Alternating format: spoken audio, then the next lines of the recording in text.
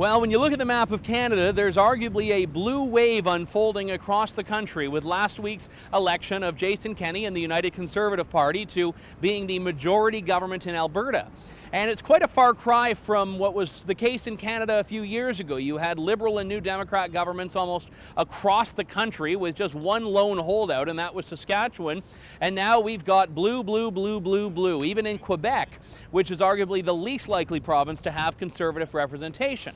Now, the problem with this is that it's easy for Conservatives with a small c across the country to get fairly complacent or overly cocky anyway, heading into the federal election, scheduled to take place in just 6 months' time.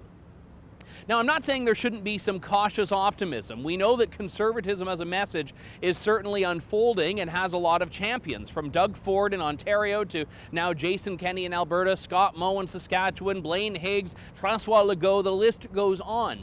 But in Canada, it's not a guarantee that provincial outcomes translate to federal outcomes and vice versa. In fact, when you look at the history of Confederation, a lot of the times there is specifically an opposing political party at the federal level than at the provincial levels in many cases in Canada. Nothing is guaranteed, and a lot can change within the next 6 months.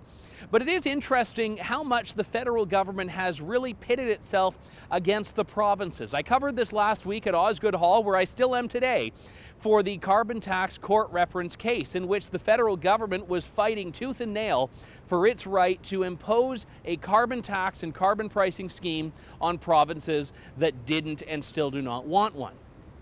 And I made the prediction months ago that if Justin Trudeau makes the 2019 election about the carbon tax, he's going to find that he has no allies in the average Canadian who frankly doesn't want to pay for such a carbon tax. That's the proposition here. If Trudeau makes the election about fighting for a tax, he's going to lose. But the other dimension to that is that if Trudeau finds himself with no allies in provincial governments, even if he does win another term in 2019, he's not really going to have any allies to advance his enormous policies. There are some key issues to watch for in 2019, from carbon tax to provincial rights and autonomy to firearms to general cost of living.